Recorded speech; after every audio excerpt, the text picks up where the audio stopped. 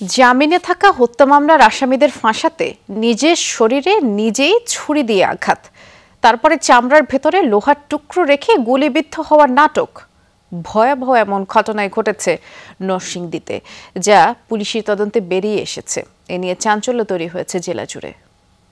রাস্তা থাইরোড উঠতে এখন দৌড় ফাটতাছি, ইয়ার মাঝে খালি এক দুইটা প্রাইভেট কার মানে উড়ফুড়ে দিল আমার উড়ফে না উড়াই ফাটছে না।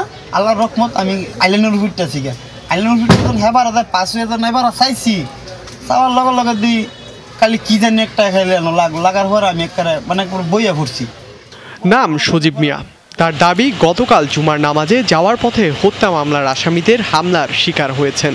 তবে সিসি ক্যামেরার ফুটেজে দেখা গেল সে সময় দিব্যি বন্ধু মামুনের সাথে হেঁটে যাচ্ছিলেন সজীব, ফিরছিলেন সুস্থ শরীরেই। রহস্য উদ্ঘাটনে নামে পুলিশ।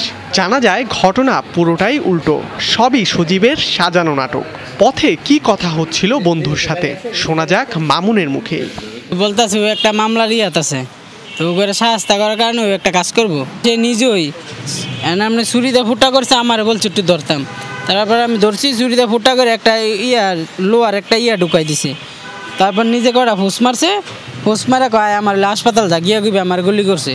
দুপুরে সংবাদ সম্মেলনে পুলিশ জানায়, নরসিংদীর ইউপি সদস্য পাঠান হত্যা মামলার সাক্ষী সজীব মিয়া, এই মামলার আসামি টিটু, মাসুদ এবং পলাশ, তাদের ফাঁসাতেই এসব পরিকল্পনা করা হয়। এই ব্যক্তিদেরকে শায়েস্তা করার জন্যই মূলত এই সজীব মামুনের সহযোগিতায় এই নাটকটি করেছেন। সে যেটি করেছেন সেটি হচ্ছে পাঁচদোনা দাসপাড়া শাকিনস্ত প্রফুল্লের পুকুর পাড়ে মামুনকে নিয়ে যায়। জুমার নামাজের পর সে মামুনকে ফোন দেওয়ার পর মামুনকে নিয়ে সেই পুকুর পাড়ে যায়। পরিকল্পনায় আরও কেউ জড়িত আছে কিনা তা খতিয়ে দেখছে পুলিশ। অবশ্যই সেই আইনগত প্রক্রিয়া আমরা যাব, সেটার জন্য তো আমাদের তদন্তের বিষয় আছে, অভিযোগের বিষয় আছে। 2015 সালের 1 এপ্রিল সন্ত্রাসীদের গুলিতে নিহত হন শিবপুরের পুটিয়া ইউপি সদস্য Arif Hossain Pathan. Dhrubo Ikramul, Jamuna news. Ceylon family ব্লেন্ডের কড়া লিকার আর সতেজ স্বাদের পারফেক্ট ব্লেন্ডে স্বপ্নেরা মিলুক টানা।